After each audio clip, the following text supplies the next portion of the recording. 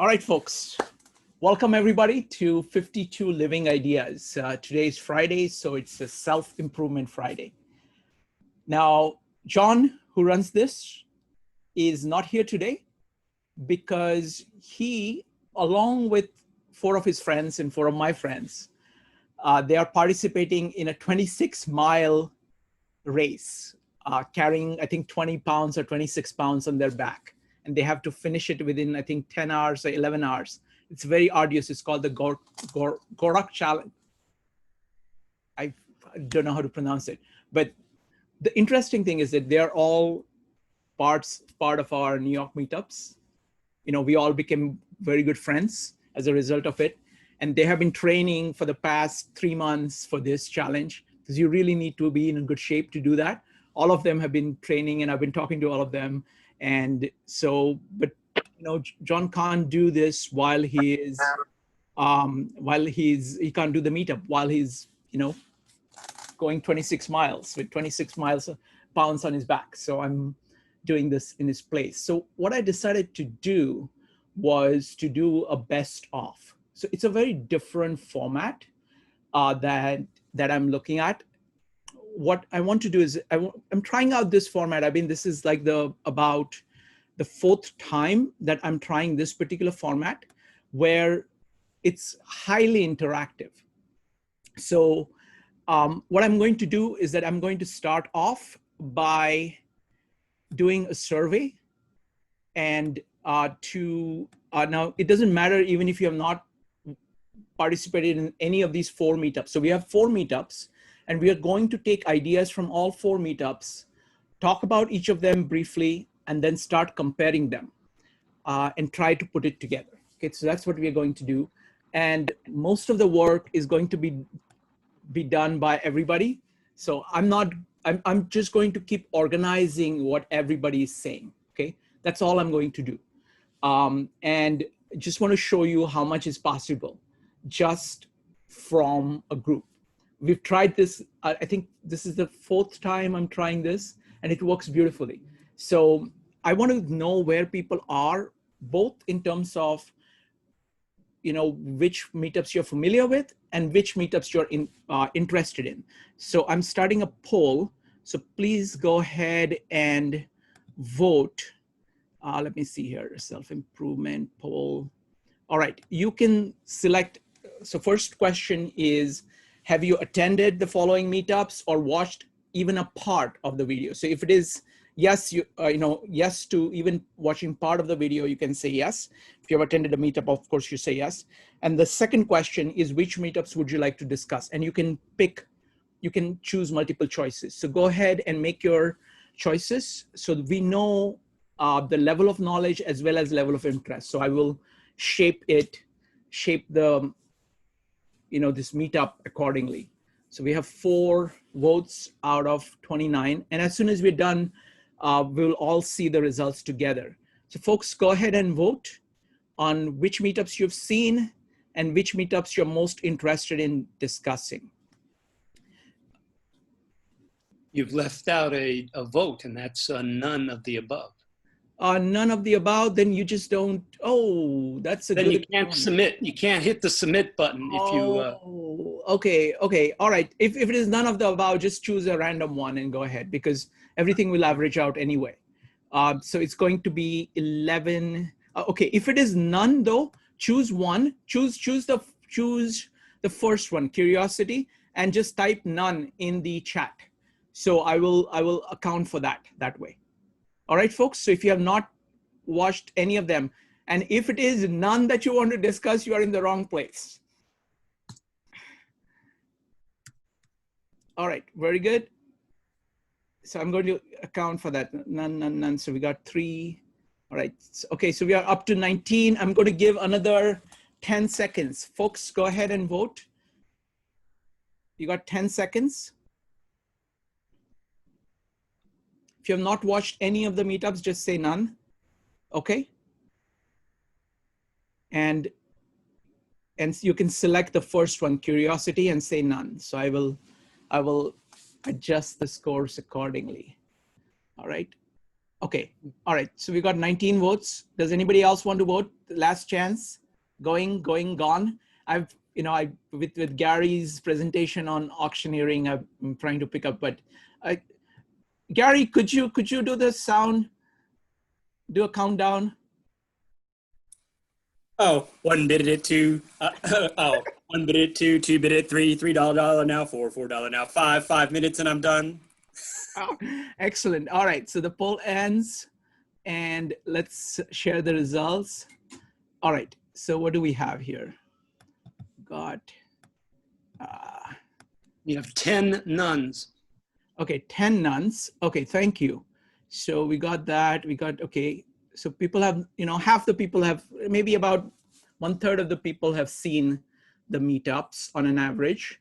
And the interest is in curiosity, consistency. It's pretty much well spread out. Okay, so that's it. That's all I needed to get started. All right, so we're going to start one by one. So let's start with curiosity. So first I'm going to open it up for people who have watched, who participated in the meetups or watched the video, and talk briefly. What we're trying to do is that this is like a salon. Okay, we're trying to do like many to many communication. So we got 4 rules that worked very beautifully for us for the past 4.5 years. Number 1, keep on topic. Number 2, be brief. Number 3, speak your mind. Feel free to disagree with anybody you want, but do so courteously. So that's rule number 3, be courteous. And rule number 4, when you want to speak, just type exclamation mark in chat or raise your hand in Zoom, using the little hand device, because I can't see everybody. So go ahead, and so if you have watched or participated in the Curiosity and Fahrenheit 421 meetup, talk about what you got from it. Who would like to go first? Anybody? All right, Joe. Joe, you're first. Go ahead. I do remember that, my question was about apathy in that particular meetup, and that I really took away from that meetup.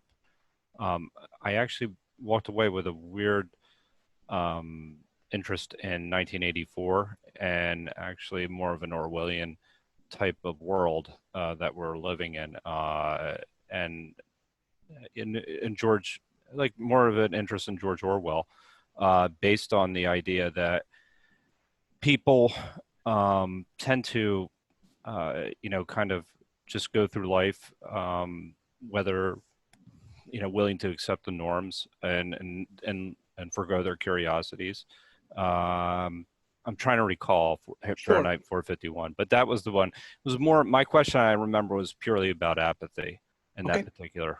Okay, so let me go ahead and summarize very briefly. So what I'm going to do is that we're going to talk briefly about all 4 meetups. Let's do it in a very brief way. And then anybody who wants to add anything to each of them, I'll give opportunity for people to add. Fahrenheit 421 is a world where books are dangerous, are considered dangerous. And, you get arrested for holding libraries like that one back there.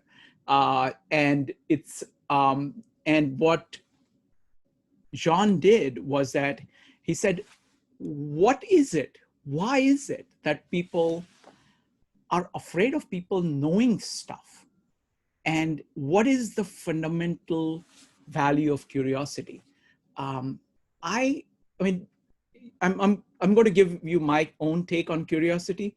I'm a very curious person. I'm really fascinated with this world and with people and my own self. And so to me, it's like a limitless playground. And I don't see how people cannot be interested and cannot be curious. It's very difficult for me to grasp. All children are born curious. And over time, a large percentage of people lose their curiosity or kind of limit it to almost distracting. Like they at the core part of their life, they're kind of set and they are not curious about those parts, but they kind of pretend to be curious on things that don't really matter. But I think curiosity, again, one more really beautiful capturing of this is Jacob Branowski in his Ascent of Man, a series I highly recommend. He calls, the last episode is called The Long Childhood. So I think the hallmark of us human beings as biological beings is curiosity, is continuous learning. And anybody who has achieved amazing things in life, you find that their curiosity actually increases over time, not decreases. But something goes wrong in people where they start to replace fixed products in place of where that active curiosity should be. And the curiosity kind of dies. So I think curiosity is a very large factor. So that's what curiosity is about. So now I'm going to open it up to, yes, Deborah, 451. Thanks. Next up is Aaron. So we're talking about curiosity and Fahrenheit 451. Yeah, no, that was very eloquent, Shrikant. I agree with you that we lose our curiosity as we grow up. I actually did not attend John's particular meetup on that, but I love that book. Ray Bradbury is a great author. And I think that we're not actively burning books, but we're sort of dissuading people from reading them.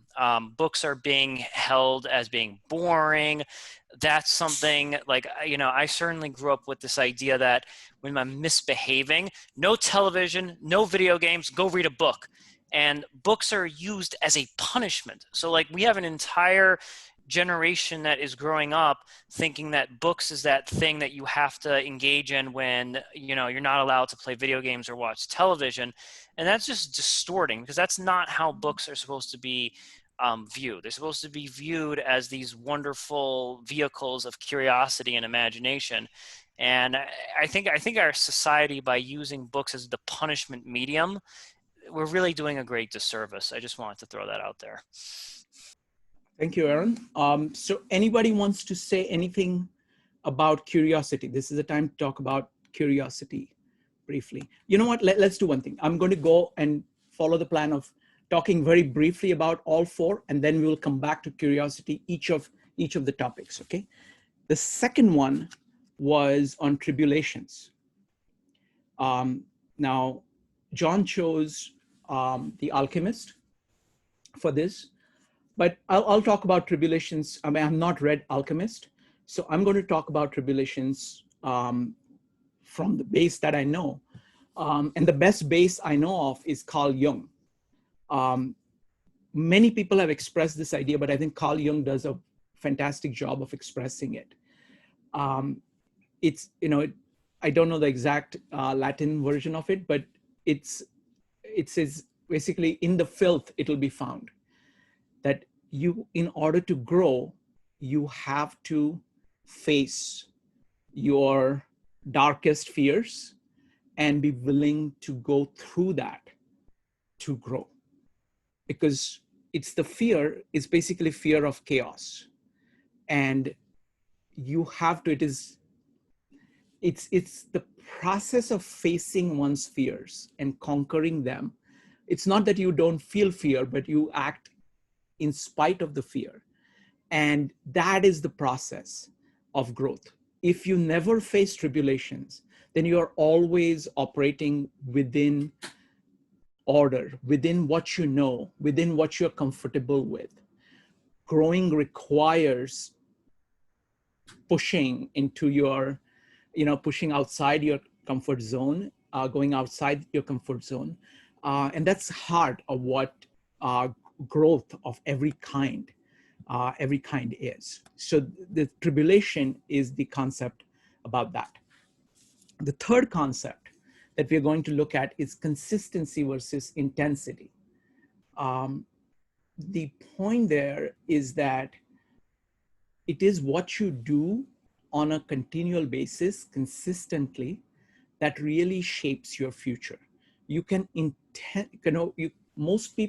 many people think that, they kind of wait for a experience of intensity and hope that that intensity is going to be the thing that carries them to the next level. So they just look for these instances of intensity. We are creatures of habit, and whatever. So we had a very interesting discussion on this. So I'm a very big fan of intensity, but the way in which I look at intensity is that the purpose of intensity is to change your consistency. So you basically, intensity is basically pushing the boundaries, kind of going to the next level. But then it's not enough to just do that. You need to then convert that into something which becomes a standard part of your life. And you use that. And then that becomes kind of the base. And then you push intensely to the next level. So we talked a lot about this interplay between consistency and intensity, and how these two things are related. And that's my take on that. So that's kind of brief overview of consistency and intensity.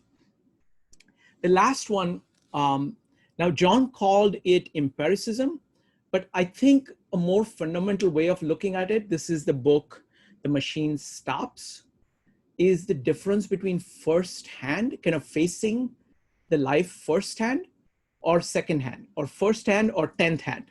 You know, most people do not want to freshly look at life.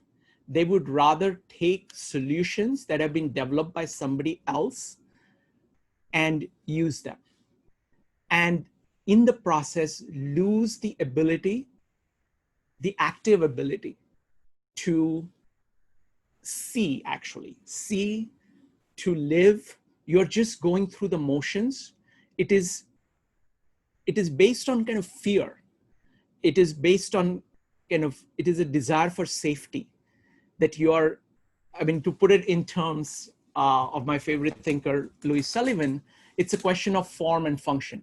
You're accepting the forms that are created by other people in the place of function that should exist. You are a living being. You are living. You lose the grandeur of that because you're afraid to take the consequences, because living by its nature means that you will fail sometimes. Seeing things for the first time, figuring things out for yourself means that you're like, you will make mistakes. So people think that they can be safe by going and picking up or kind of buying completely into a machine and using that as your interface with the world. And that is the idea. So these are the four ideas. So now I'm going to open it up. I'm going to open it up in a general way. So you can pick any of these ideas that you would like to talk about. The four ideas is, you can talk about curiosity, you can talk about tribulations, you can talk about consistency, and you can talk about first hand versus 10th hand. In order to talk, just go ahead and type exclamation mark. Cotton, you always have good observations. Would you like to speak out what you put in the chat? Hi. Just explain what I typed. I'm just a typer. I think I was kind of speaking regarding Aaron's comments about just we are reading books are more and more discouraged in society. So I was just coming upon that because in fact, I just finished reading Animal Farm the other day, like in one sitting, and I was like, yeah, so, and I was just thinking the same thing as Aaron, like, who's going to read those kind of books? And the message is so relevant to today. So I was just thinking that we're going to have to just grab whatever form that we can. And I guess it has to be, sadly, Netflix. I don't know. I don't have Netflix or TV. Something like Netflix movie of the day or something like that. I mean, if it's somehow the message gets across, I guess that's better than no one reading anything to get the message. So that was what I was saying. Excellent. Deborah, go ahead. Yeah, so I feel like I probably said this before, but this was in relation to the intensity, I guess, discussion. So I watched the video. I wasn't there for that time, but I know that John mentioned something about the idea that if you are intense, um, that, yeah, I guess you can sort of lose that or people can burn out quickly, but so that I guess consistency would be preferable. But he did mention the idea of losing momentum and then losing your progress if you kind of like fall off the wagon. And I remember thinking that like, while that can be a motivating factor, I think that puts a lot of pressure on people because it's like, if you break a streak, then are you just totally discouraged? Like, I feel like maybe there's some sort of middle ground where you can say, okay, that's fine. Let me look at the progress that I've made instead of saying, oh, wow, well, I just didn't do this and now there's no point or I'm a failure. Because I think that people can be easily drawn into that. Like if you are putting a lot of pressure on yourself and putting so much of a stake, I guess, in the fact that like you're doing this continuously, I think the more you do it, like I think you brought up the idea of compounding things. Yeah, like that can be a source of pride for people. But I think at the same time, it's like the longer you do it, if you don't do it, maybe the worse you feel. But I feel like that wasn't addressed. So I don't know if anybody else wanted to talk. Yeah, let me address that.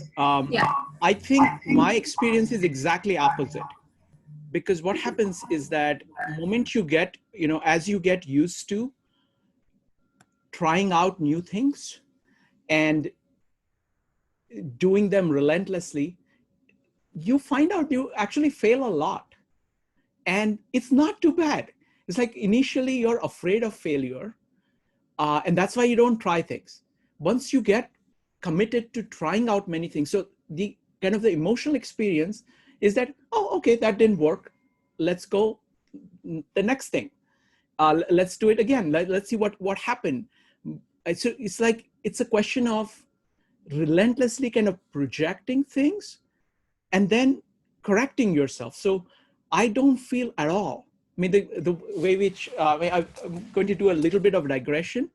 I mean, the way in which I see is that there was a lecture going on at one of the high schools here. One of the philosophy students was talking about Nietzsche's idea. And he was talking about, failure and how it makes you feel, right?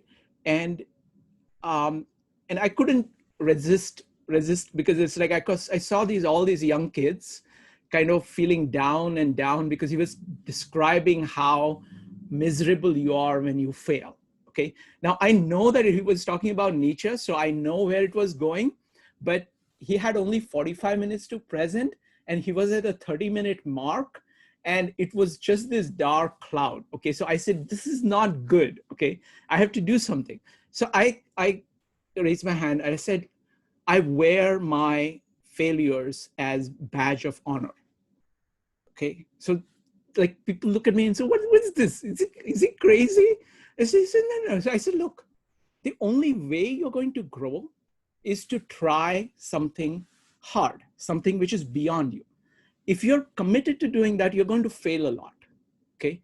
So the only way to actually achieve success is to keep pushing, keep failing, and keep growing. And what happens is that after a while, you get used to it so that you take this entire process in your stride. So any particular failure actually doesn't hurt you. So that's just my take on it.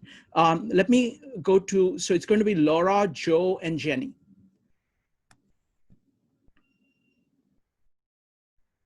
Laura? I agree with you on the concept of failure, but we don't build that into our curriculum in schools in the United States. There's no time for failure. It's just not, there's no time for it. You got to keep going and doing well and passing your little tests and so forth. Obviously, if we allow time for exploration and failure and so forth, we'd be a much richer and smarter nation of learners. So I agree with you, that's what we should do, but we don't do it. And maybe when we someday think of how to reinvent schools, we'll allow time for that in our process. And I think I absolutely agree. There's that old saying, curiosity killed the cat, but knowledge brought it back. So maybe we ought to go back to that. Thank you, Laura. Sure. Next up is Joe, Jenny, Cotton, and Jean.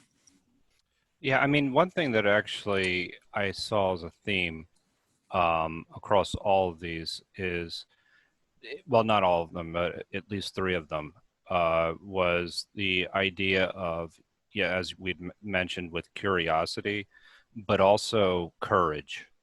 Because if you think of the idea with the alchemist, and I believe it was Santiago, that had to venture outside of his world of, you know, being a sheep herder and challenge himself. And then you think about the idea of the machine, where, you know, it was challenging and going for firsthand knowledge. And then I'm trying to think of the trials and tribulations one. But Alchemist. the alchemist. Okay, so that was the alchemist. Okay, but one consistent theme I see between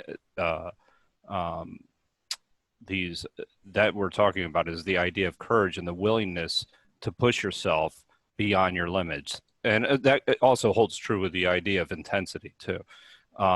You know, and I think that that's something that is part of these self-improvement Fridays.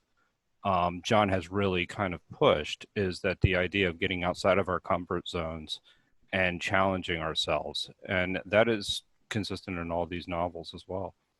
Excellent. That's a fantastic point. I mean, this is great because it's absolutely true. I mean, all those like intensity, curiosity, tribulations, and living firsthand is all about having the courage to simply live your life, you know, so just engaging the life in a firsthand way, opening your eyes. Curiosity is all about saying, you know, what is it? What is it? And you just want to know what it is.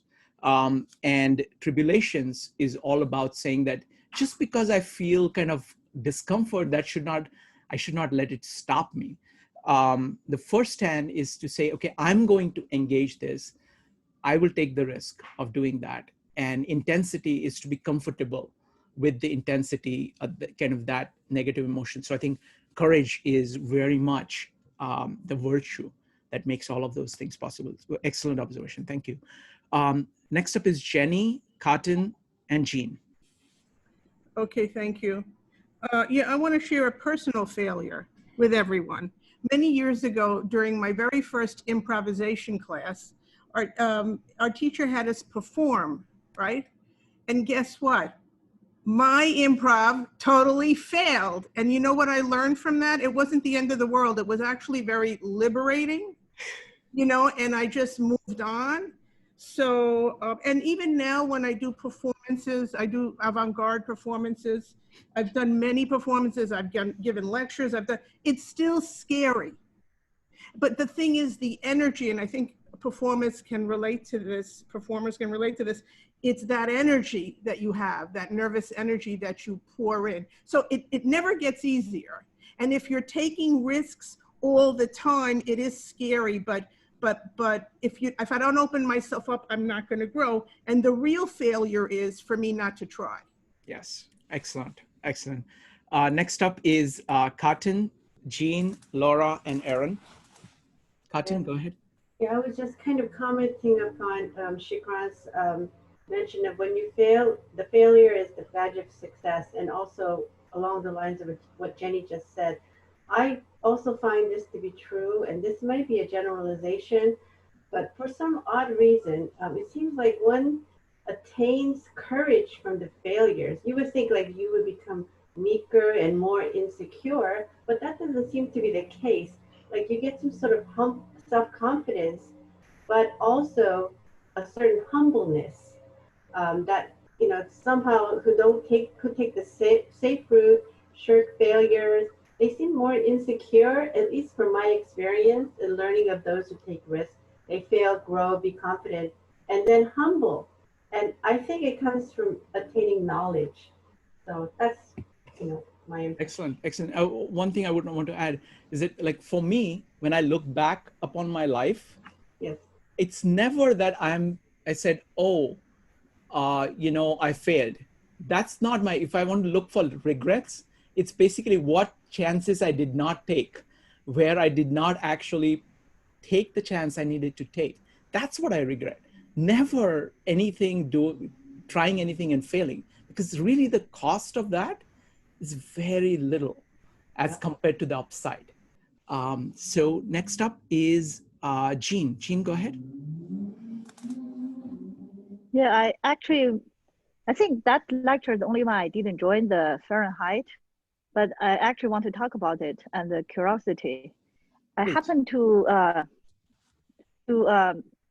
saw some of the Instagram book review, and one woman actually from Europe, but living in Seattle, living in US right now, she actually reviewed this book, and I found it quite interesting. Especially, I think she compared. I want to find that page. I found it quite fascinating. So she's comparing how the George Orwell worry afraid government will ban books, or Huxley afraid we will not be interested in books since we are occupied by entertainment. I found it just so, these people are so insightful. They were able to predict, just like the other book, John was, The Machine Stopped, all this just so relevant today, even more than before, I think. So I also noticed I found in American or capitalists in general, society tend to use entertainment to distract people. So people don't really concern about their own problems or social problems, whatever. And in socialist country, they control the mind. Basically, they control the information. So that's a two different way. This actually two writers talking about. Thank you. I found, like in daily life, I notice people constantly join sports programs, like of different festivals. Yeah. And every year it's the same. Jean, let's keep comments short so that we can get different different voices all talking to each other. Yeah. So we get lots of different voices per unit time. So one thing I want to say is that this is a point that you're making and Katin is making, is there is a big difference between passive and active. So things like movies are passive, like you feel you're doing something. Agree. I don't agree with that, actually. I love movies. I'm a big movie fan. No, that's what I'm saying is that there are two ways of living your life. Many people live their lives as if they were watching videos. Watching movies. Versus there are people who are actually taking the initiative to do things. And I think there is a big difference in those two different mindsets. Next up is Laura, followed by Aaron. Okay, I'll do a quick personal one. Please. At 27, I decided to major in math, which is the hardest thing I could ever imagine doing in my life. And it was my mindset that if I could do that, I could do anything. So I did it, and I majored in math, and it changed the course of my life forever. Excellent. Thank you. Thank you. Next up is Aaron. Yeah, I think if we see failure as growth, then every day is a success. Because even if we completely fail on that day, we have learned something new about ourselves, and we have taken one step closer to what it is. And if John was here, he always says that if you're not growing, you're regressing. So in a way, even if you're failing, you're still growing, and you're preventing the regression from happening. So I think that just failing is still in the growth, in the direction of growth. Excellent point. All right, so now let's take one by one, and let's look at I want to look at the machine stops. I really like that very much because I think it really dramatizes the issue of results versus causes, or kind of forms versus functions. So it's like you're outsourcing your life to a machine. In this novel, you're basically giving up on all initiative, and you're just handing it over to machine. And I think it's a very beautiful analogy, because we actually do that a lot. Because I mean, part of it is that we kind of need to do something like that. We need to kind of automatize things and make it, and then use that as a building block to go ahead. But the right way to do that is to still keep function as the primary, and you keep on evaluating the forms that you're using to see whether they are actually supporting the function. If they are not supporting the function, then you get rid of them, because they actually, if they are not supporting the function, they are going to be impeding that. So any thoughts about this, the concept of, then why is it that people kind of go into these systems and use those systems as their primary way of leading their life, instead of taking the chance of firsthand evaluating what you need and then going after that? So any thoughts on that? Jenny, go ahead. I guess simply said, you know, it's fear of the unknown, right? To follow some, and we do need some structure, we need forms as long as they're working for us, right?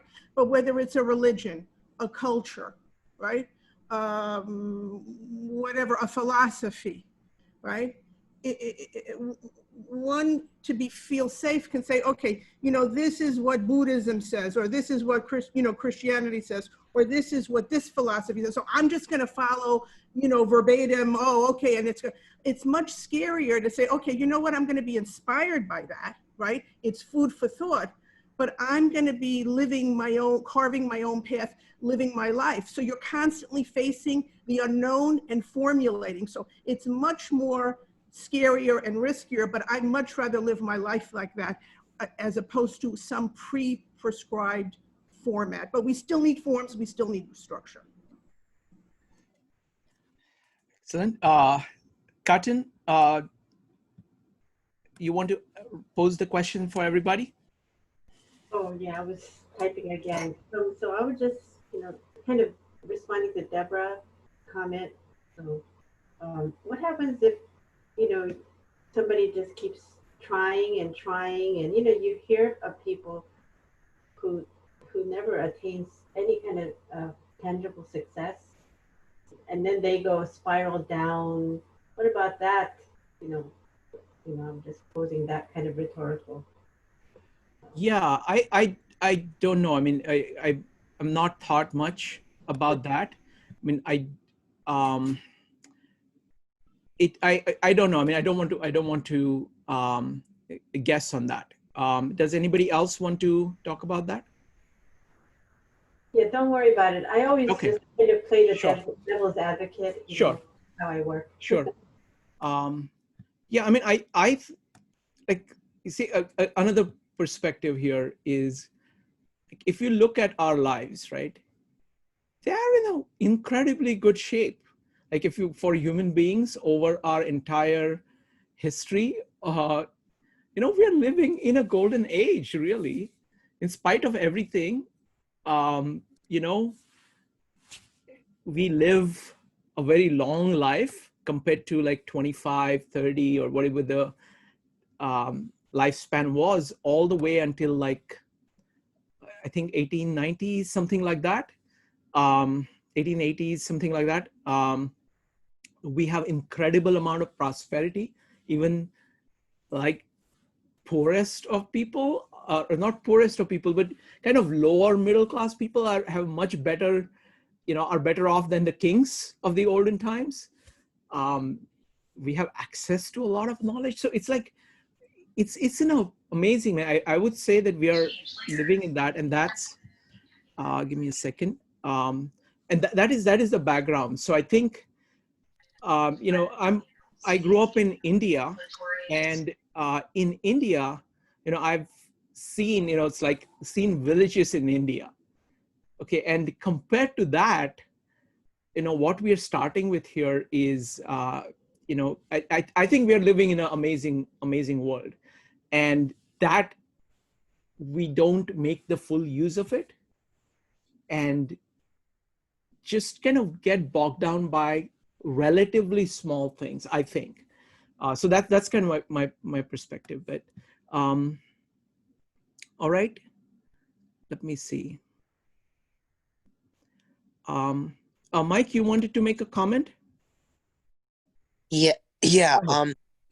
Sometimes, living a couple decades longer doesn't mean necessarily we have more fulfillment. I mean, back in the olden times, people stood around the fire, sat around the fire and told stories, and they had the oral tradition, and they weren't always like, they didn't have phones or Netflix or anything like that, so they didn't have this sense of listlessness, like what's it all about kind of thing.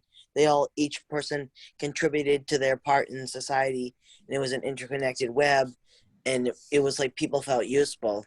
Like back in the olden days when people teenagers used to work on a farm, they felt useful and they didn't feel depressed and they didn't do drugs, is because they weren't always just on their phones and not knowing what to do with themselves. That's just my 2 cents. Wonderful, Mike. I think that's a great observation. I mean, the way I think of this is that I think of this as our biological heritage. Like we evolved in a tribe of 30 people. So the condition that you are describing is actually very close to actually the context in which we evolved. And psychologically, that's a very good thing for human beings, to have these close, stable relationships with people that care about you. You depend on one another. So kind of psychologically, it's a very powerful thing. Now, fast forward to the modern age, a lot of that is broken because instead of living in a close-knit group of 30 people, we are living amongst 8 billion people. Or let's say even like a modest city of like maybe 5,000 people, most of whom you do not know. So it's the problem of, and I think we have not fully psychologically adjusted to that. In this modern world, you kind of have to actually recreate something of that old part, but do that deliberately. Like in the tribe, it just happened. You just, as you're growing up as a child, you were surrounded by people who cared about you. You had your uncles and elder brothers and younger kids and all, it's like aunts and grandmothers all around you. And that's a very good thing for a mammal, good thing for a primate, okay? And that's what, many people yearn for, and it's something of tremendous value. But at the same time, the modern economy makes possible not just prosperity, not just long life, but it makes it possible to pursue values across many different people. But the way of pursuing it is far more challenging. And you kind of have to push yourself to the next level to make that happen. And it's not automatic. So it is there are problems of modern times because you have to recreate this almost volitionally, by choice, by selecting, which is much harder thing to do. So next up is Jean, but great observation. Really appreciate it, Mike. Jean, go ahead. Yeah, actually, I want to chime in that. I was reading a news or something yesterday. I found it quite interesting. This guy in San Francisco, he's trying to create this 3 parents family. And basically this guy is, he has be a good friend with a couple and they have a kid. So he wants to be part of the family, but he doesn't want to, he's gay maybe, and he doesn't have a stable partner, but he still want to experience raising the kids, but he doesn't want to raise as a single parents. I found it quite interesting. And like you said, I read somewhere else too, they used to have this stable social structure. At first, I think it's kind of strange, but then I realized, he's like an uncle or some kind of grandparents they used to have, and for the couple as well, they have a support system they don't have in today. They don't have parents live with them, so they can go out, still have somebody to take care of the kids. So they actually have a legal document to create this, make it happen. So I found, people really be creative to create this kind of new social structure to meet their needs. It's kind of interesting. Yeah, I mean, another thing anybody who wants to chime in on this, like I live in New York. And what happens in New York is that, we need communities, but here you kind of actually create communities of choice based on your values, based on your interest. You gather around you, and it's like it's multiple circles. It's not this one group from which you're getting everything, but it's like intersecting groups. So you may be interested in certain kind of music. You may be interested, your work life will be different. So it's like, it's intersecting. So it's the structure is different. It's far more complex, and there is a lot of work needed in order to achieve it. The upside of it is that you benefit. I think human beings have a lot to gain from each other, and being able to interact with people, large number of people over a large space, as well as time, knowing about what people have done in the past, all of that is tremendous. I find it tremendously enriching. So I kind of know this a little bit better because I come from the old world. I come from India, which is actually has a very similar feel to what it used to be like. The family in India is far more closely knit from that, but it's a very large issue. So let me see. Anybody else wants to chime in on that? Like the family values, or the family, what you get from a tight-knit community, and how do you, how do you get that in modern life? And what are the issues of modern life? If anybody wants to comment on it, you can go ahead and type exclamation mark. Joe, go ahead. And thinking back to even the machine is the one thing that is giving up our autonomy, right? A certain amount of it. And how much autonomy do we really have? And that's an interesting question to ask ourselves, even in modern day life or not. Like, how independent are we really? And it's not terribly clear to me. Now I don't think, depending on technology, as they did in the machine, where it became, it prevented them from actually thinking. But when you're talking about family structures as well, they can prevent you from thinking as well. Yes. I mean, they can, and so there's some parallels there where you're so dependent on the system itself, as opposed to really being independent with yourself. And you can even draw some parallels to the Thoreau book that was covered a couple weeks ago, where he went into the woods and he was on his own. He was trying to deprogram himself from society. So there's this, you can kind of see this theme with the idea of identity and autonomy, and how much autonomy we really have, and what's the right balance. It's an incredibly hard question to answer, especially when you're talking about within the construct of traditional structures, and you're comparing that to new technologies today. Excellent point. Excellent point.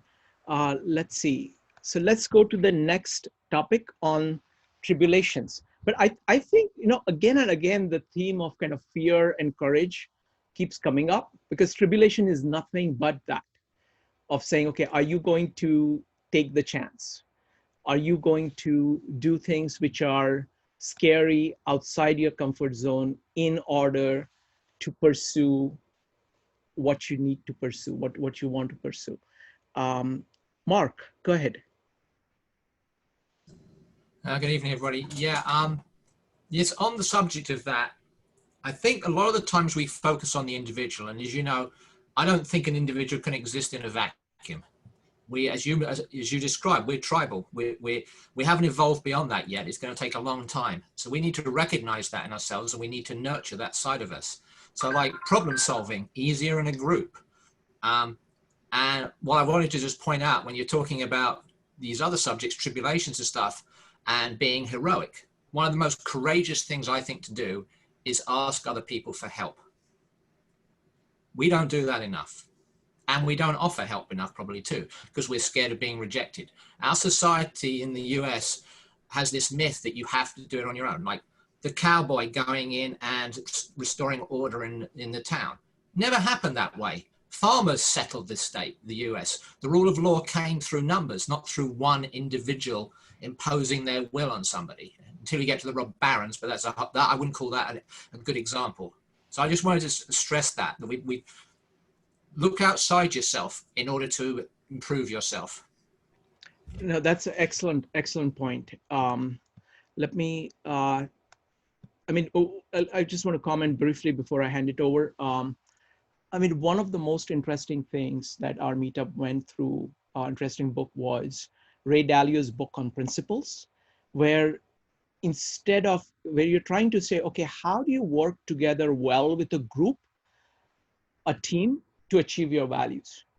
And it's all about being very honest about what your strengths are and what your weaknesses are, and having a radical transparency between people so you can very readily admit your weakness and actually put together a team which together can do a lot more than what an individual can do, because you can have other people strong where you're weak, and that way the net impact is much more. So it's going to be Joe followed by Aaron. Really quickly, I'm trying to recall which book actually where we covered collectivism versus individualism as well. I mean, and that's kind of what this is kind of really, was it that The Machine? I believe. I don't remember. No, it wasn't. It was something else. I forget. And I just remembered Mark saying, this is just, it exists on a spectrum, right? It doesn't, and I remember Mark was in my breakout room, and when he was speaking, that's the first thing I thought of, was the collectivism versus individualism and how that exists on a spectrum anyway. That was the only comment I had. Excellent. So it's going to be, thanks, Joe. It's going to be Maxine followed by Aaron. Maxine, go ahead. I understand the concept of jumping into situations and not sitting back and watching them, and not being afraid to jump into situations. But where do we draw the line? How do we know when we've jumped in too far and we've got to pull back and stop jumping in? Because, I mean, there is a limit to how far you can jump. So what do we do about that? Yeah, that's a fantastic question. That's a fantastic question.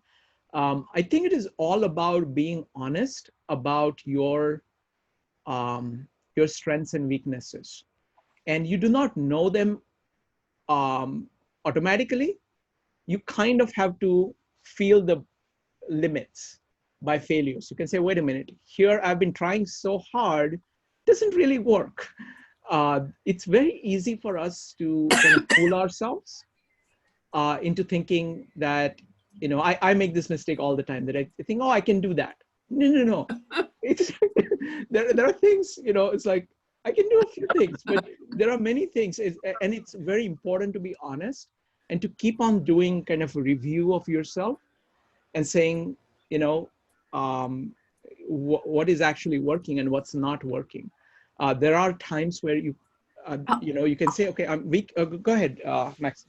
I don't think with this philosophy, you can pull back and say, that's my weaknesses, because we have to work on our weaknesses and keep batting our head against the wall. We can't pull back and say, well, that's our weakness, so we have to try a different path. We have to keep pushing. Let me tell you my take on this. This is mostly comes from Ray Dalio. So the question is, what do you do about your weakness, right? Yeah. And he has a fantastic answer to it. I love the answer. He says you can do only 4 things about your weakness. Okay. Number 1, which is what most people do, is to actually evade it, refuse to admit it. Okay. That's what most people do. Okay. Now, if you decide, okay, I'm going to actually admit it, you have 3 choices. The first one is you can work with people who are stronger at it than you, so that together you are actually able to get things done.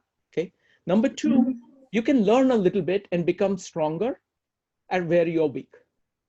And number three, you can choose a path where your weakness doesn't hurt you as much. Those are the three choices. Now, I used to think in terms of my first go-to principle was to try to become strong where I was weak. And what I found that actually the best strategy is to start working with people who are incredibly strong where you're weak, because actually that is the most effective way for you to become a little bit stronger than you could. Because if you are weak, right, your ability to even evaluate where you are is horrendously bad. Okay, so you might think that, okay, I have become twice as good. But if you have moved from 1% to 2%, you will not know. You have no clue what. But if you're already interacting with people who are incredibly strong, firstly, they give you a standard. Okay, so say, okay, this is what is possible. So that's one thing. Second thing is we learn a lot by imitation. So you can actually observe them and see what they're doing, because they're going to be operating very differently from you, and then learn from that. And fourthly, you can, kind of take their help and work together as a team, giving them whatever your strengths are, and taking what they, what they bring to the table to be doing more. And so that seems to be like a easiest way to do that. So that's how I look at weakness. And then again, the last thing I would say is that you always have a choice of whether you're going to double up on your strength and keep pushing very hard and making the most of it, or improving the weakness, and to what proportion of effort should go into each of them. So Yeah. that's very interesting. And I kind of try to do 80-20. So 20% on improving my weaknesses and working with other people, and 80% kind of using the strength, something like that, very briefly. Next up is Erin, followed by Jean.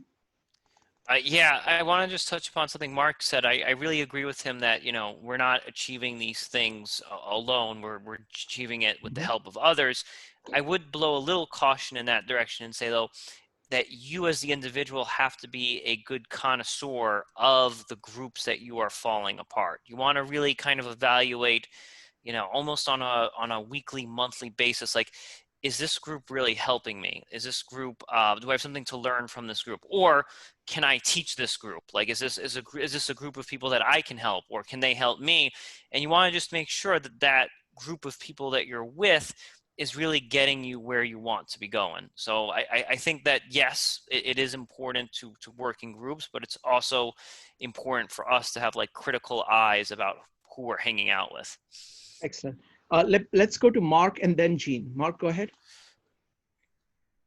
Oh, thank you. Sorry, you caught me by surprise. I thought there was a queue.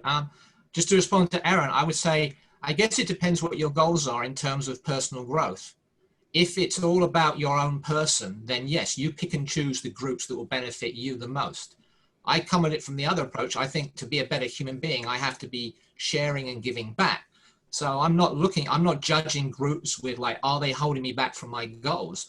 Like, my goals are partly based upon the groups I find myself in. Does that make sense?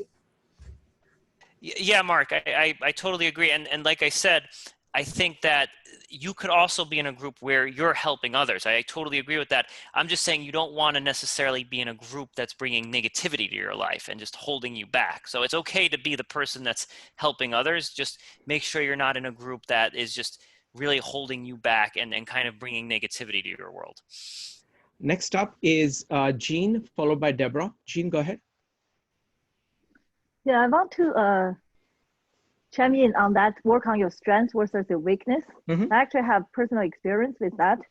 I'm kind of a big picture person. I'm not very detail oriented, but I can see things more in a bigger picture. So when I was actually moved back to China to work 8 years ago, and I like architecture, the creative part, but I'm not very good with code, like building code, like boring stuff. And actually one person tell me, you should work on this, learn about Chinese building code, then you'll be a lot of value. And I didn't do that because I think it's too boring for me. But anyway, so I not fun. I actually people tend to like me go join, become marketing manager because they found project manager end up become marketing and doing the business development because they think I have this passion about building and very effective. So I was wondering, like, later on read some book, then they said you are much more effective when you work on your strengths versus your weakness, like 20-80% effect. So I think if I become very good with code, I have to start with that, something I hate. I have to work daily on the things I don't like. So I feel so lucky I didn't do that, so I don't have to deal with it. So I can do the things I really like. That's why I maintain my energy, I maintain my passion, because I don't wear out doing the things I don't really enjoy. That's just 2 cents I want to share, my experience. Thank you, Jean. Next up is Deborah. Okay. So Oh, sorry. Sorry, Deborah. I unmuted you. Muted you. No, it's okay. We did it at the same time. Okay. Okay. Go ahead. Yeah. So I think there's a difference. This is to respond to what both Aaron and Mark were saying, depending, Mark said something similar to what I was going to say, but I guess depending on what your goals are, I think, because I would think there'd be differences in group, like demographics and dynamics probably, depending on whether it's like a social group, or it's a group that you've either joined or interacting with in some way to further like a certain specific goal or achievement. So like if you're with your friends, maybe that's much more informal and maybe, you know, they help you with your personal development or that's like a byproduct. But maybe it's just like, okay, these are my friends.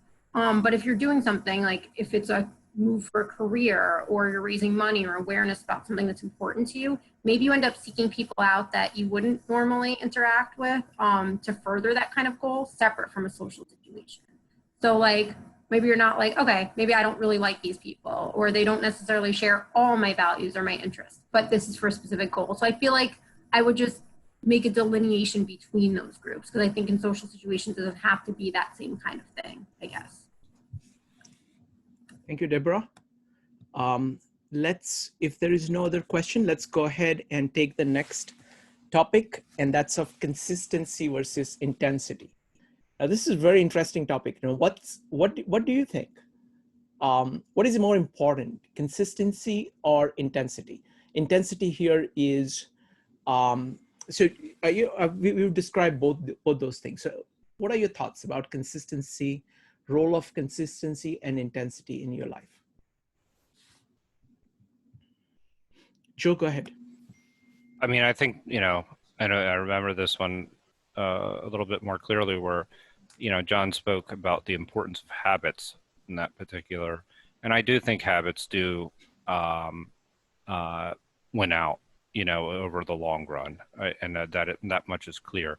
However, I do see a role for intensity. And for me, I do think that pushing yourself beyond your limits, and then I think you actually might have alluded to this, the idea of how do you make that sustainable? You know, you kind of push yourself a little bit harder than you thought you could, and then you try and make that a habit. And I think that that's the balance between those two. Is kind of, it's not necessarily an either or. Now, it's just with the idea that what's going to be sustainable over the long run, and then how do you incorporate that and make it a habit? And that's there's a balance to be struck between these two. I don't think it's an either or, but you want to definitely strive to have habits versus you know, just doing things intensely, because it just doesn't work out. Thank you, Joe. I'm going to, next one is going to be Maxine, followed by Aaron and Jean. Maxine, go ahead. I think consistency leads to intensity, because you speak to a writer who's writing a book and he can't think one day and he's not able to but he has to write every single day in order to be able to come up with something. And you have to practice an instrument every single day to get better at the instrument. So you can't, there isn't any choice. You can't decide, do I want intensity? Well, how do you get intensity without consistency? Thank you, Maxine. Next up is Aaron, followed by Jean.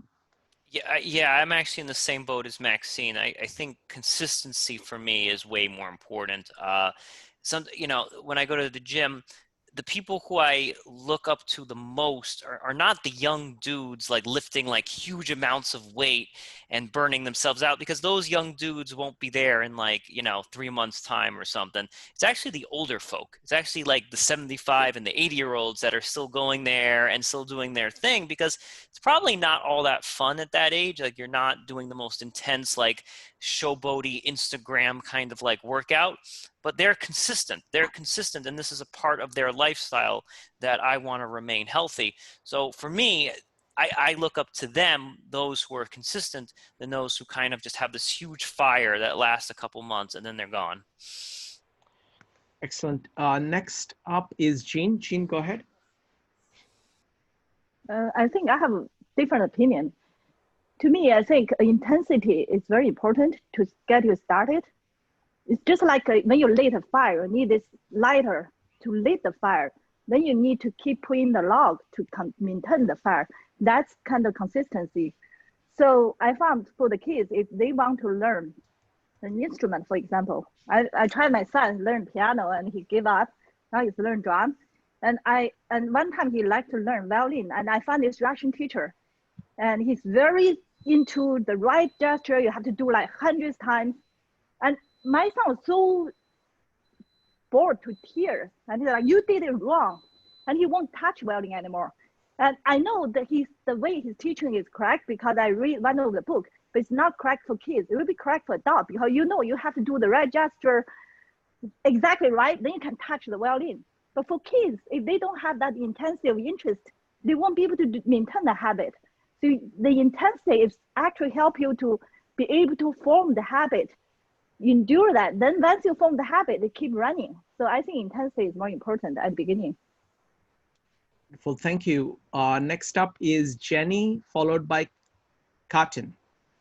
Yeah, Shrikant, I had a question. So by intensity here, is it like the initial inspiration? Is that what you're defining it as? Yes, that's an excellent question. Yeah, go ahead. Okay, all right. So, we all heard this saying, right? Either it was from Thomas Edison, it's 10% inspiration, 90% perspiration, right? Which kind of sums that up. And why can't it be both?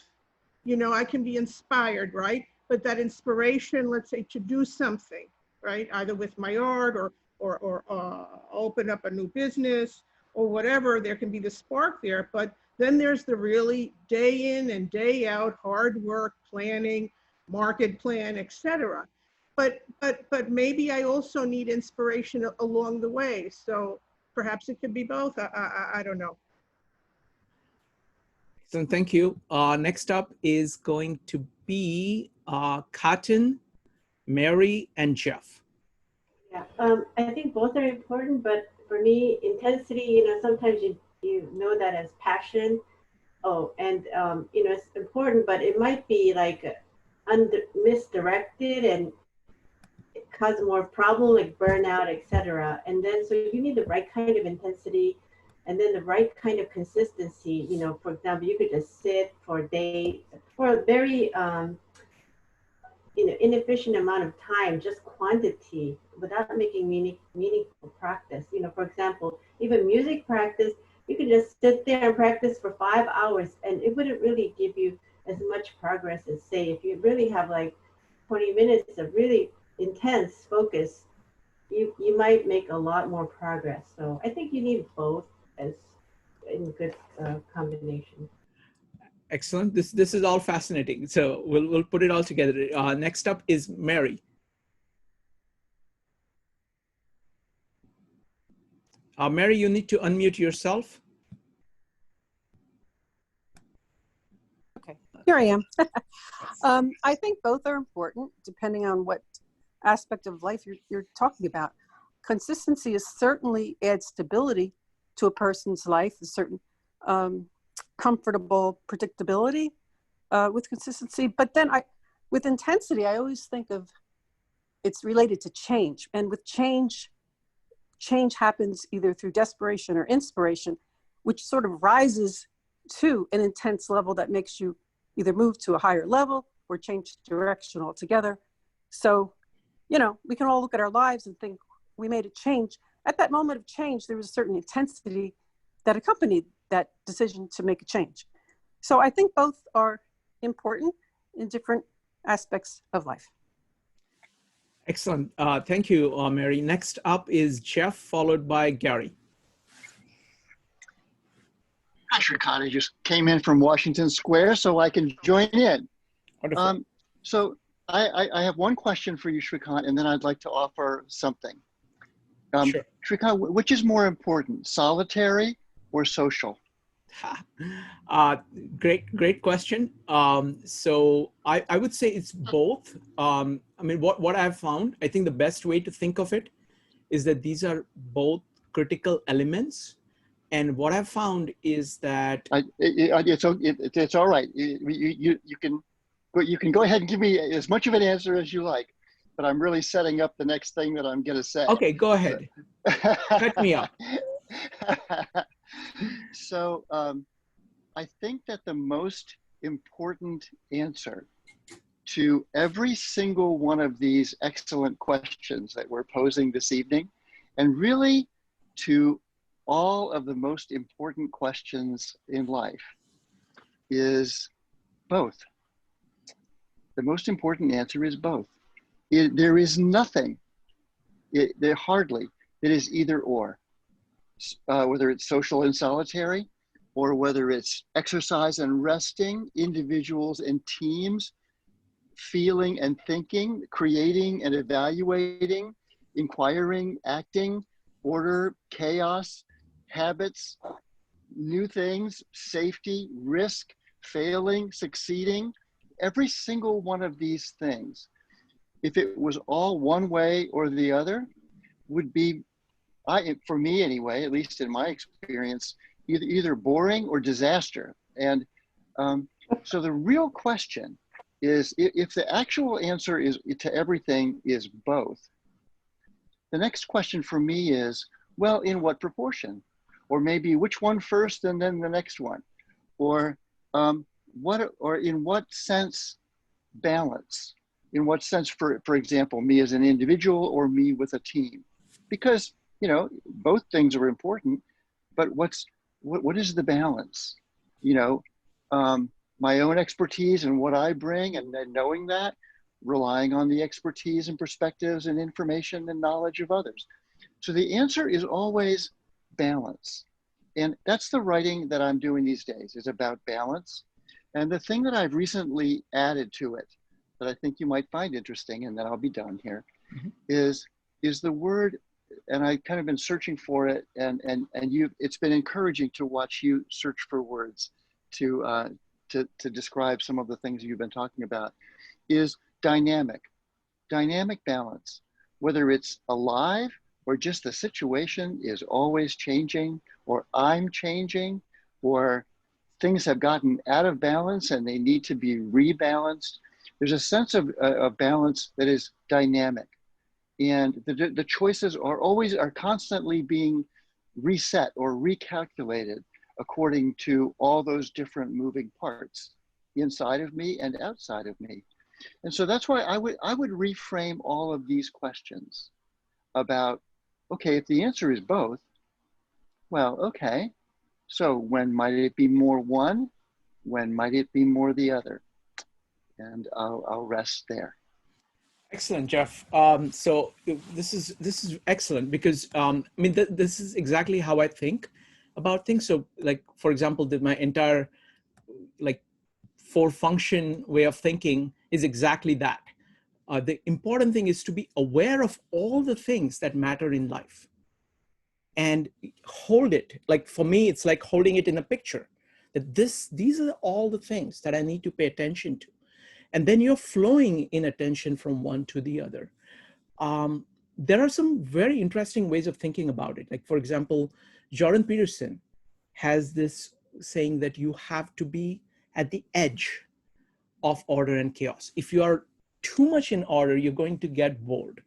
If you're too much in chaos, you are going to be lost and completely confused. the meaning. He has a concept of meaning. And actually you get feedback that, okay, I'm just being too cautious here, or I'm just way out there. So it's like you get feedback, your internal, we have an internal way of measuring that this is meaningful because it is challenging. I'm doing something which is possible, but not easy, but doable if I stretch. And the amount of stretching I'm asking myself to do is within the capacity that I have. And it's not going to break me, and it's not going to be, it's not going to bore me, or even kind of, it's kind of the idea of challenge. Keep it challenging, keep it meaningful. All of these terms are way of measuring that balance. And the other thing I want to say is that regarding social and solitary, many times it is both, in the sense that you're not really saying, do you want individual excellence or social excellence? I like the way in which Karen, who did this, the dance, illustration, put it very beautifully. Like, if you're afraid, you have like you have your individual and you have your social. You have your ability to be authentic in your own spirit, in your own soul, and you have ability to connect to people. If you're afraid, you're like this. So you are actually refusing to be authentic as an individual, and you're refusing to really connect to other people. If you lose the fear, you're basically spreading out your wings. You are becoming more truly yourself, acting more authentically, as well as connecting deeply. And they go together. They actually feed off one another. So it's like good individual and good social are actually together, and bad individual and bad social are together. So that's the way I think about it. Everything is a dance. Yes. Thank you, Jeff. That was great.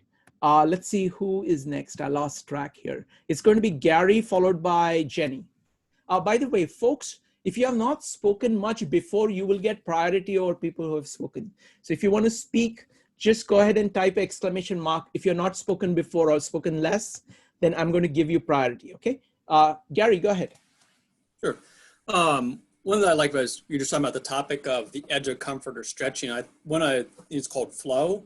Yes. And that's one where you hit that balance. And I think one of it is just figuring out where it comes into alignment, and then you trade with yourself. So if you say, I have a long plan of, let's say, a year to, lose 20 pounds, the person say, just do it. Come on, you need to go on an intense diet and get it all figured out with.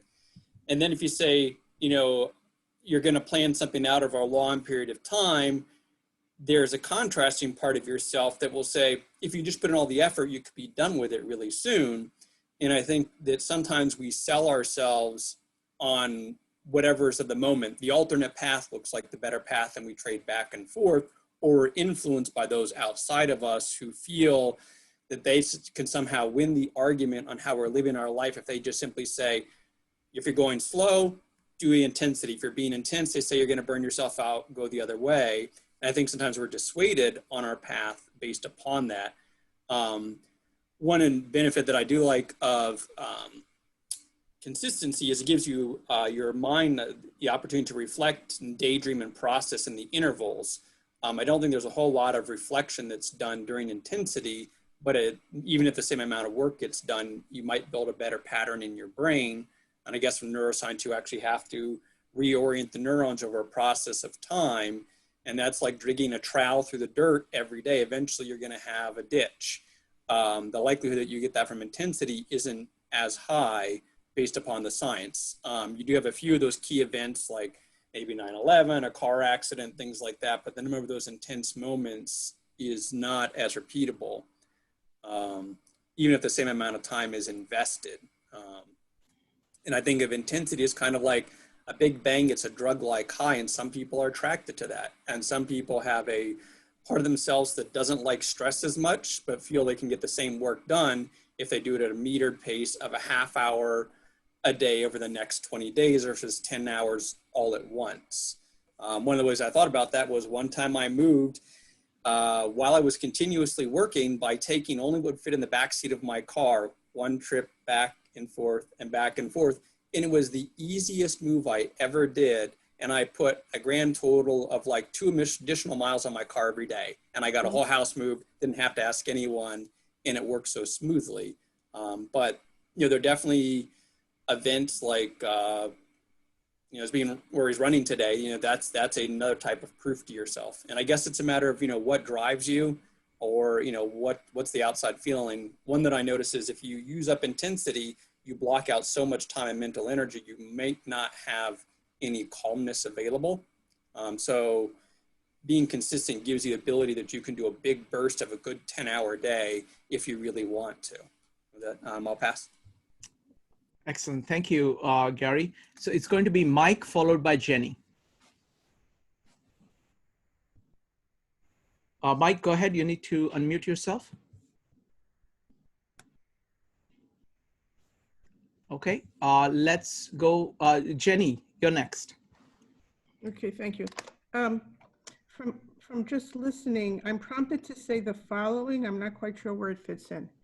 When I think of learning something, right? Learning something new, you know, we tend to think of acquiring something, attaining something, when it actually is a letting go, an unlearning, in order to be open to learning something new. And also the idea of the constant awareness that there is something I don't know, the being very aware that I have a blind spot. And then also the idea of there's a continual process of creation and destruction, chaos and order. Excellent. Thank you. Thank you, Jenny. Laura, did you have a comment? Yeah, a couple of things as we've gone along. I think, you know, the sense of being, you know, stronger or weaker at any, I think you have to be willing to be on a continuum of that, you know, because you're not always going to be the strongest or the weakest in anything. I also wanted to say that I feel like with intensity and continuity, I think there's a difference between ABD and getting your degree. It sort of fits along that, in that framework quite a bit. I think really that's all I had. I can't remember the other thing I was thinking about. So I'm done. Thank you, Laura. Next up is Marvin, followed by Mike. Marvin, go ahead. Hello, hi. I'm going to try to give a shot to explain what I'm trying to make a comment. Sure. But it's something I recently stumbled upon, and I'm pursuing this line of thought. Is that, okay, what is the opposite of fear? So obviously fear is the underlying theme across these four subjects. And it is not courage, actually. Courage is the manifestation of something that is the opposite of fear. And because the absence of this thing, that fear arises. So what is this thing that will calm your fear, that will help you to overcome your fear, that will give you courage? And it's love. Yes. Yes. When your heart is filled with love, it's impossible to be afraid. And you can find many examples of act of courage, extraordinary power, out of love. Mother love is like the ultimate power. So as a practical application to this thing is when you feel fear, focus on love. Focus your mind on love. For example, like you're afraid of trying something. Think about what is it that you love about this, and focus instead on the fear of taking a step. Focus on What does it mean to you? Why would you want to do that?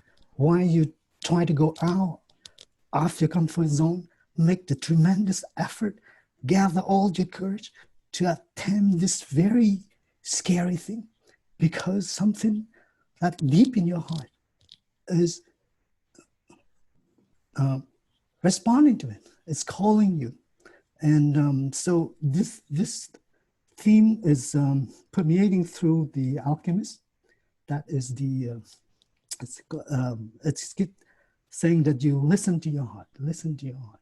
And that is where, when you listen to your heart long enough, you feel the love coming out. And that is basically everything. That is life inside you. And that is tremendous power. That is the power that gives you everything that you need to conquer, move mountain, empty the ocean, and go and find your destiny, things like that. And, wonderful. Marvin, that was wonderful. That was beautiful. And you're absolutely right. I mean, what happens is that you have like two kinds of motivations. You have fear of losing something, and love is kind of a positive kind of gaining of values. Fear is saying you're trying to be defensive. You're trying to say, you know, I'm going to lose what I have, and that's what you're afraid of. Versus love is all about saying, look, this is what is possible. Let me, let me go after it. So it's positive versus negative, and that was really beautifully put. And I think you're here for the first time, so welcome. I think this is just beautiful. Thank you. Next up is Mike. Mike, go ahead. Hi, I was having some connection issues, but on the subject of love and how it can reframe our fears and make us more apt to delve into the things we are apprehensive about trying for the first time, or trying a second, fourth, fifth time if we failed before, is if you reframe it like trying to benefit from by going to passion for myself and love for myself, and know that even though I made a mistake, I'm not a mistake. I hear that a lot. So so just kind of that whole idea of loving yourself and loving others and having the opinion that we can all grow from this, and yeah, so. Yeah, I mean, that's very good. I mean, I think this is also a very interesting point, that if you basically love yourself, right, that actually radiates, and that other people can see it, and that's actually makes possible connection with other people.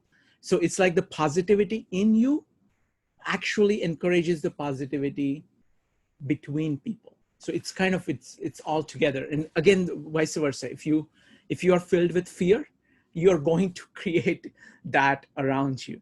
So absolutely, this is great observations.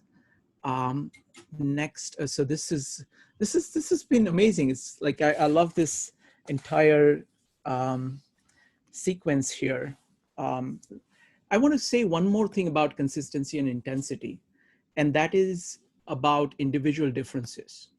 See, I think different people are different on many of these things. So for example, for some people saying, okay, no, you have to be consistent, that will actually kill their spirit, because they are, intensity is what they need in order to do. So you have to kind of, and you have to take the time to kind of understand yourself. You have to be honest about yourself, and you actually have to work on yourself. You can't really say, oh, that person is more consistent or that person is more intense, so I will try to do that. No. You have to start with yourself, start with where you are, understand what you're like, and then add elements or subtract elements from that. Looking at this across people doesn't really do you much. I mean, you can be inspired by it, you can get ideas from it, but ultimately you kind of have to build yourself, and you have to work with yourself. So I think that's very important to kind of understand that people are different, that you're different, and you can't really cut and paste stuff from other people. You have to kind of build it in your own life, in your own system, in a way which is consistent with who you are. Next up is Joe. Yeah, this is just one last thing about the consistency and intensity. We also look at, like, we tend to look at it within a short time frame, like within the 24-hour period. You know, we could be consistent for a few years and then not, you know, not as consistent, you know, and do that over the course of a lifetime, as well as, and that is a form of consistency. It's like that your principles are consistent, not necessarily, you know, as building consistency within the constructs that society puts on us. So if we like have an idea of our goals, we can form what's consistent out of that, and that can determine what is intensity and what is consistency. And that's where it goes back to the idea, it's up to the individual, where, you know, that's what I thought of when you mentioned that. So I think sometimes we have a tendency to look at consistency within a very short time frame, when it really is, it could be a lifetime. Again, just to kind of, I think of this kind of the both idea that Jeff is talking about all the time. So for example, I study things relentlessly, individually, and I do meetups on them. And that actually turbocharges my study, my own study. And I pursue the direction in my own way. So for example, I'm working on these 4 functions. So all week I will work on my own. And then I will talk to everybody about it, get all the feedback, and continue kind of working. So it's the other part about, I'm very much pro intensity. And the way I've kind of structured it is that, for example, for me, this is a very intense experience because there are all these thoughts coming and it's challenging me from all kinds of directions. I'm seeing new things, new perspectives, new ways of putting things.